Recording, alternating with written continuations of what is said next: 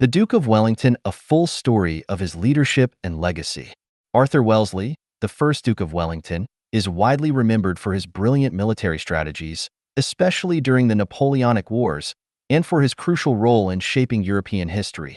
His legacy is not only defined by his military achievements, but also by his character, leadership, and influence on both the battlefield and in politics. Below is a fuller story of his life, including anecdotes and reminiscences that shed light on his leadership and personality. Early life and rise to prominence. Born on May 1, 1769, in Dublin, Ireland, Arthur Wellesley came from an aristocratic family with a strong military tradition. His early life was marked by a strict education at Eton and later, the prestigious French Military Academy, where he learned the art of war. Initially joining the British Army in 1787, Wellesley served in various campaigns, particularly in India, where he began to distinguish himself. He rose quickly through the ranks and earned a reputation for his exceptional military acumen. During his service in India, Wellesley earned his first significant victories in the Third Anglo-Mysore War, 1790 to 1792, and the Second Anglo-Maratha War, 1803 to 1805. In particular, his victory at the Battle of Assaye, 1803, where he defeated the Marathas, marked him as one of Britain's brightest military minds. His calm under pressure and decisive actions earned him respect, and his reputation began to grow beyond India. The Peninsular War. Wellesley's fame skyrocketed when he returned to Europe to serve in the Peninsular War, 1808 to 1814. Napoleon had invaded Spain and Portugal, and Wellesley was tasked with leading British forces to repel the French. The Peninsular War became one of the longest and most grueling conflicts in European history, and it would be a proving ground for Wellesley's leadership. One famous anecdote comes from the early days of his campaign in Spain. As he prepared for battle against the French, a subordinate officer approached him to suggest a change in tactics. Wellington, with his characteristic confidence, responded sharply, "I do not ask for advice, but I give it." This succinct remark not only displayed his self-assurance, but also reinforced his authoritative position as commander. It was a clear indication that he was in control of the situation and trusted his own judgment above all else.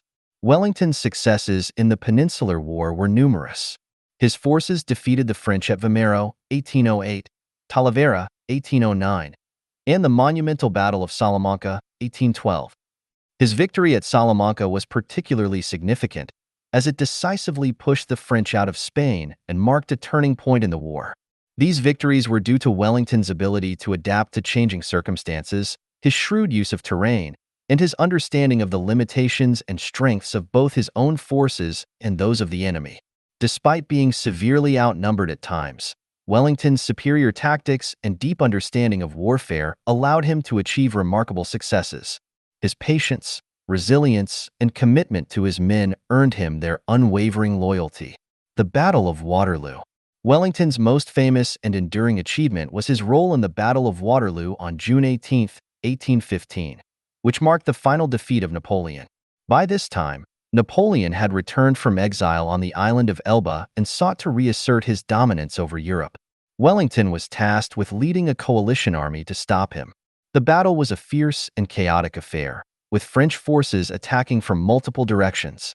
Wellington, however, had carefully chosen the battlefield and positioned his troops in defensive positions on the ridges of Mont Saint-Jean. As the battle raged on, Wellington's calm and decisive leadership kept his men steady under fire. At one point, facing near defeat, he famously remarked, "If I do not defend my position, the French will carry everything before them. But if I stand firm, we will win the day." A particularly striking anecdote from Waterloo involves Wellington's response to a report from his officer about the French cavalry charge. He listened carefully, then remarked dryly, "If the French come at us again, we shall give them a taste of the iron discipline of the British soldier." His confidence and steady demeanor under pressure were instrumental in keeping the morale of his troops high. As the battle progressed, the timely arrival of Prussian forces under Gebhard Leberecht von Blücher turned the tide in favor of the coalition. Together, the Prussians and Wellington's forces launched a counteroffensive that broke the French lines, leading to Napoleon's ultimate defeat. Wellington's strategic brilliance and ability to maintain his composure under pressure were crucial in securing victory. Reminiscences of Waterloo. In the years following Waterloo, Wellington often reflected on the battle. In private letters and conversations, he would share reminiscences that revealed a deeper understanding of his role in the conflict. In one such reminiscence, Wellington spoke not just about the military aspects of the battle, but about the human cost. "It was not the battle I remember so clearly," he wrote, "but the faces of the soldiers, young and old, grim yet determined. They were the true heroes that day, not me." His humility and recognition of the sacrifices made by his soldiers were central to his character. He often downplayed his own role in the victory, focusing instead on the bravery and resilience of the men who fought under his command.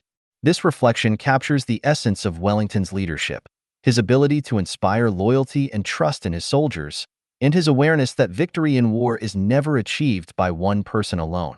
Later life and political career.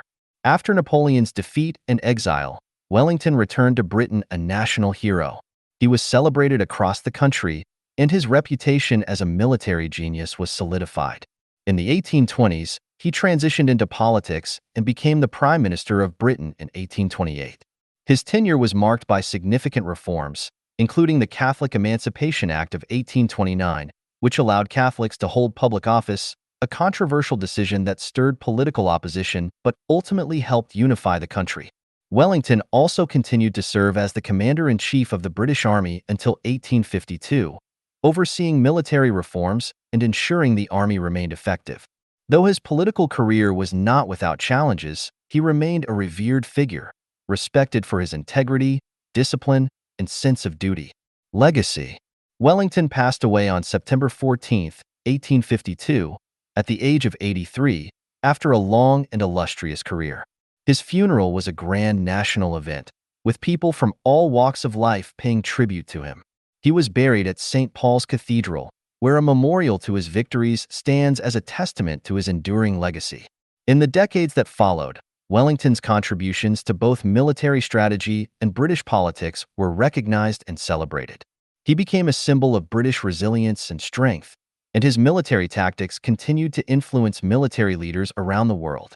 The Duke of Wellington's life story is not just one of victory and heroism on the battlefield, but also of humility, leadership, and a deep sense of responsibility. His anecdotes and reminiscences offer valuable lessons in the qualities that define great leaders: confidence, strategy, and an unwavering commitment to those they lead. His place in history as one of the greatest military minds of the 19th century is secure, and his impact on both Britain and Europe remains profound. If you've enjoyed this video, don't forget to hit the like, share, and subscribe buttons to stay updated with more content. This content has been adapted from the powerful features of Poly Speaks For You, South Africa's leading accessibility software. Learn more at www.polyspeaksforyou.co.za.